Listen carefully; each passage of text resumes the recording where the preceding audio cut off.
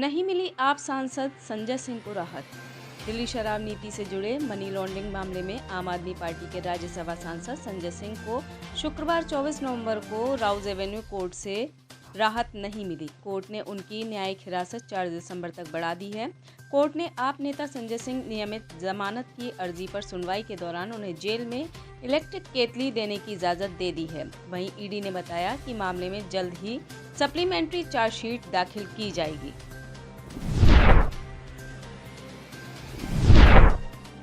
Singapore दूतावास के फर्जी नंबर वाली कार।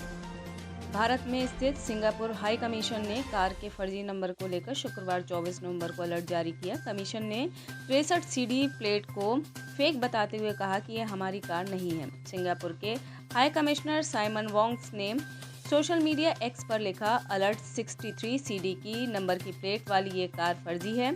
यह सिंगापुर दूतावास की कार नहीं है। हमने इसे लेकर विदेश मंत्रालय और पुलिस को अलर्ट कर दिया है।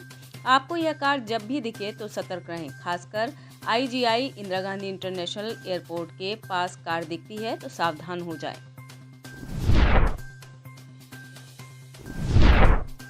ISIS क्रिप्टो करेंसी का कर रहा इस्तेमाल।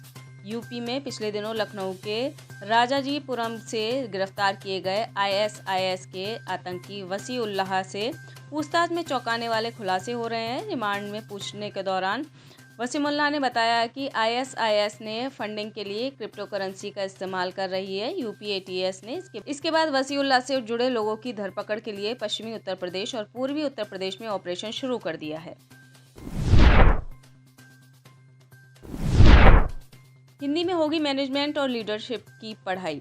भारतीय प्रबंधन संस्थान में अब हिंदी में भी मैनेजमेंट और लीडरशिप का पाठ पढ़ाया जाएगा। इसकी शुरुआत संस्थान ने अपने पहले हिंदी भाषा के नेतृत्व विकास कार्यक्रम से करने जा रहा है। दरअसल IIM ने अपने स्थापना दिवस 3 अक्टूबर को यह निर्णय लिया है।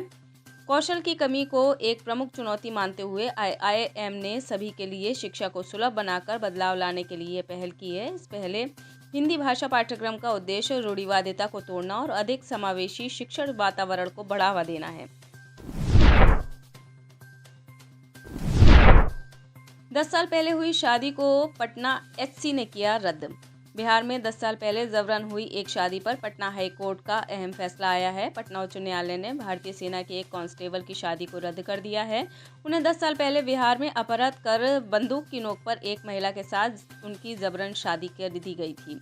याचिकाकर्ता और नवादा जिले के रविकांत को 30 जून 2013 को दुल्हन के परिवार ने उस समय अगवा कर लिया था, जब वह लखीसराय के एक मंदिर में प्रार्थना करने गए थे। इसी मामले में फैसला आया है।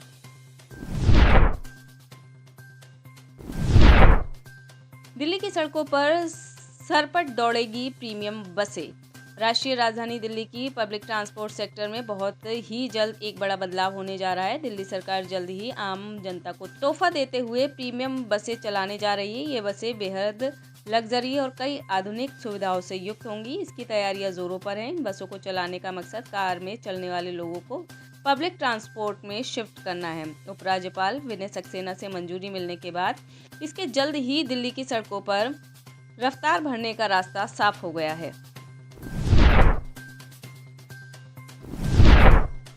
ड्राई डे के नियमों में 2 बड़े बदलाव।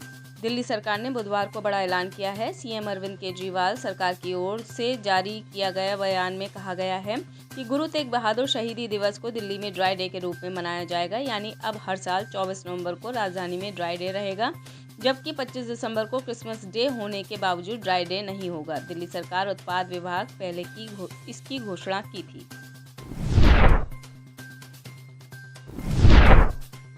यूरिया की किल्लत से जूझ रहे किसान। रबी की फसल के अच्छे उत्पादन के लिए यूरिया बहुत आवश्यक है, लेकिन इन दिनों यूरिया को लेकर किसान बेहद परेशान हैं। मध्य प्रदेश के कई जिलों में यूरिया को लेकर किसानों की सरकारी संस्थानों पर लंबी कतार देखने को मिल रही है। दूसरी तरफ यूरिया के वितरण में भी गड़बड़ी के मामले सामने आ रहे हैं। ऐसी ही एक गड़बड़ी सामने आने पर रतलाम कलेक्टर ने 2 समिति के कर्मचारियों को नोटिस जारी किए हैं। उदयपुर में खिलौना फैक्ट्री में लगी भीषण आग। राजस्थान के उदयपुर शहर में गुरुवार की रात आग लगने की जानकारी मिली। यहाँ शहर के सुके क्षेत्र में खिलौना फैक्ट्री में आग लग गई। आग इतनी भीषण थी कि 2 किलोमीटर दूर तक उसकी लपटें नजर आ रही थी। सूचना मिलने पर उदयपुर नगर निगम की फायर ब्रिगेड टीम ने 3 घंटे की कड़ी मशक्कत के बाद आग पर काबू पाया। साथ ही इस घटना में फायर ब्रिगेड ने लगभग 35 गाड़ी पानी खाली किए तब जाकर आग बुझी। हरियाणा में ट्रेन पर कोहरे का पहरा। देश में अनेक राज्यों में सर्दी के साथ साथ कोहरे ने दस्तक देनी शुरू कर दी है। इसका असर अब ट्रेनों पर भी देखने को मिल रहा है। उत्तर रेलवे ने धुंध से पहले ही ट्रेनों को रद्द कर दिया है। इन रद्द की गई ट्रेनों की संख्या अब तक 30 पहुंच गई है। इसके अलावा 4 ट्रेनों के फेरों को घटाया गया है, जबकि 2 ट्रेनों को रद्द कर दिया गया है। उत्तर रेलवे मुख्यालय की तरफ से जारी सूचना के अनुसार अब यह निरस्तीकरण 3 दिसंबर से शुरू होगा, जो 2 मार्च 2024 तक लागू रहेगा।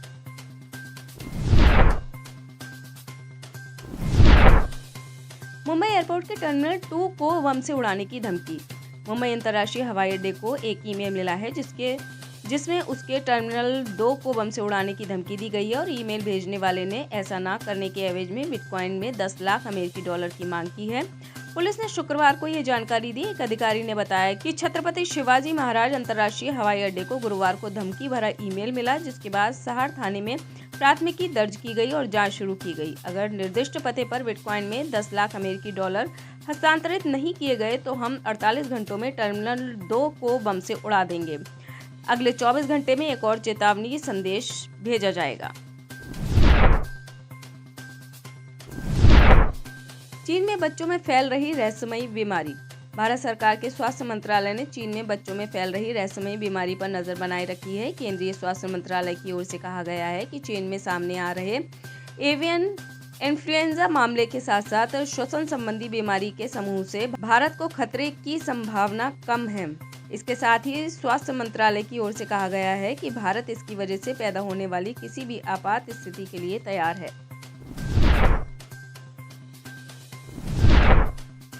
हैदराबाद पुलिस ने अकबरुद्दीन ओवैसी को भेजा नोटिस। पुलिसकर्मी को धमकी देने के मामले में हैदराबाद पुलिस ने अकबरुद्दीन ओवैसी को नोटिस भेजा है। इसमें एआईएमआईएम नेता से उनकी रैली के दौरान पुलिस के डायस पर चढ़ने के सबूत देने को कहा गया है। नोटिस में कहा गया कि चंद्रायन गुट्टा विधानसभा क्षेत्र के विधायक और एआईएमआईएम के उम्मीदवार अकबरुद्दीन ओवैसी ने सार्वजनिक बैठक को संबोधित करते हुए मंगलवार 21 नवंबर को संतोष नगर पुलिस स्टेशन के एसएचओ को धमकी दी और पुलिसकर्मी को अपना काम करने से रोका। इतना ही नहीं, उन्होंने सभा को संबोधित करते हुए हेट स्पीच भी दी और चुनाव आचार संहिता का उल्लंघन भी किया। दिल्ली विश्व के प्रदूषित शहरों में दूसरे नंबर पर। दिल्ली प्रदेश कांग्रेस कमेटी के अध्यक्ष अरविंदर सिंह लवली ने कहा, सुप्रीम कोर्ट के आदेश के बावजूद केंद्र और दिल्ली सरकार राजधानी दिल्ली में प्रदूषण नियंत्रण करने में पूरी तरह से विफल रही है, क्योंकि दोनों सरकारें प्रदूषण खत्म करने के लिए कार्रवाई करने की बजाय बारिश होने के भरोसे पर अधिक रहते हैं। उन्होंने कहा कि 22 नवंबर को जारी सूची में दुनिया में दिल्ली विश्व के प्रदूषित शहरों में दूसरे नंबर पर शामिल है। अरविंदर लवली ने कहा कि पिछले कई हफ्तों से वायु प्रदूषण खतरनाक स्तर पर है। फेफड़े, हृदय और आंखों की बीमारियां लोगों को परेशान कर रही हैं और अस्पतालों में बड़ी संख्या में मरीज आ रहे हैं। दिल्ली सरकार और केंद्र सरकार ने जहरीली हवा को नियंत्रित करने के लिए कोई प्रभावी कदम नहीं उठाया है। बार्कलेज बैंक करेगा 2000 कर्मचारियों की छटनी। यूके का मल्टीनेशनल बार्कलेज बैंक बड़ी छटनी की तैयारी में है। समाचार एजेंसी रॉयटर्स की खबर के मुताबिक 1 बिलियन पाउंड यानी 1.25 बिलियन डॉलर की कॉस्ट कटिंग के लिए कम से कम 2000 कर्मचारियों को नौकरी से निकाला जा सकता है।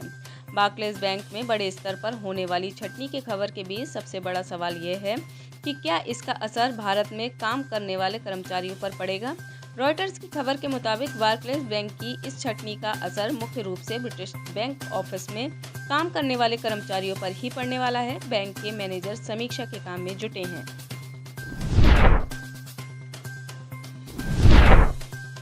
बॉडी बिल्डर की दिल का दौरा पड़ने से मौत। हमेशा एक्सरसाइज और अपनी फिटनेस पर ध्यान देने वाले ब्राजील के 33 वर्षीय बॉडी बिल्डर डॉस सैंटोस की एक कार्डियक अरेस्ट से मौत हो गई है। सैंटोस इंस्टाग्राम पर बेहद ही लोकप्रिय थे, जहां वह जिम में वर्कआउट की तस्वीरें पोस्ट करते थे। CNN ब्राजील ने अपनी रिपोर्ट में इस खबर की पुष्टि की है। जंग में अब तक मारे गए 5,000 बच्चे। हमास के अधिकारियों ने जंग में मरने वाले फिलिस्तीनी नागरिकों के आंकड़ों की संख्या में बदलाव करते हुए बताया कि कम से कम 14,854 नागरिकों की मौत हुई है, जिसमें 5,850 बच्चे मारे गए हैं। अमेरिकी न्यूज़ चैनल CNN ने हमास के अधिकारियों के हवाले से बताया कि इजराइल के गाजा में हमले करने के बाद से लगभग 6,000 बच्चों की मौत हुई है। हालांकि रामल्ला स्थित फिलिस्तीनी स्वास्थ्य मंत्रालय के आंकड़े अलग हैं। फिलिस्तीनी स्वास्थ्य मंत्रालय के मुताबिक गाजा में अब तक 12,700 लोगों की मौत हुई है।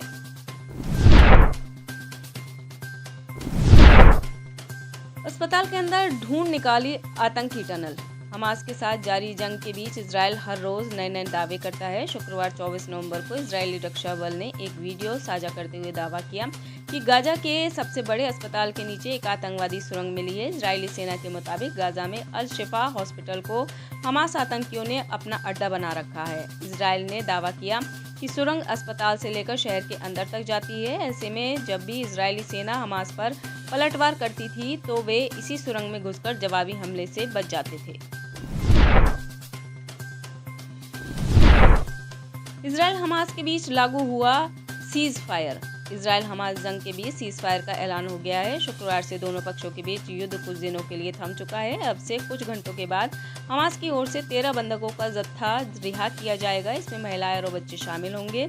इजरायली प्रधानमंत्री बेंजामिन नेतन्याहू ने मीडिया से कहा कि वे बंधकों की लिस्ट को सार्वजनिक न करें। हालांकि सीज फायर के कुछ घंटे पहले गाजा के एक अस्पताल के अधिकारियों ने आरोप लगाया कि इजराइल ने वहां हमले किए हैं। कतर ने कहा कि बंधकों को रेड क्रॉस को सौंपा जाएगा। समाचार एजेंसी रॉयटर्स ने अधिकारियों के हवाले से बताया कि दोनों पक्षों ने तय किया है कि अस्थायी युद्ध विराम के बाद जंग फिर से जारी रहेगी। अफगानिस्तान ने दिल्ली में बंद किया अपना दूतावास। अफगानिस्तान ने दिल्ली में स्थित अपने दूतावास को स्थायी तौर पर बंद करने की घोषणा की है। नई दिल्ली में अपने राजनयिक मिशन को बंद करने पर एक आधिकारिक बयान जारी करते हुए अफगान दूतावास ने कहा, भारत सरकार की लगातार चुनौतियों के कारण 23 नवंबर 2023 से दूतावास को बंद करने का फैसला लिया गया है। ये फैसला अफगानिस्तान दूतावास की तरफ से 30 सितंबर को परिचालन बंद करने के बाद लिया गया है। ये कदम इस उम्मीद में उठाया गया है कि मिशन को सामान्य रूप से संचालित करने के लिए भारत सरकार का रुख अनुकूल रूप से बदल जाएगा। अफगान दूतावास ने कहा कि ये संज्ञानात्मक है कि कुछ लोग इस कदम को आंतरिक संघर्ष के रूप में चित्रित करने का प्रयास कर सकते हैं। आप इस खबर के बारे में क्या सोचते हैं, हमें कमेंट सेक्शन में बताएं। साथ ही ब्रह्मास्त्र न्यूज को सब्सक्राइब और शेयर भी जरूर करें।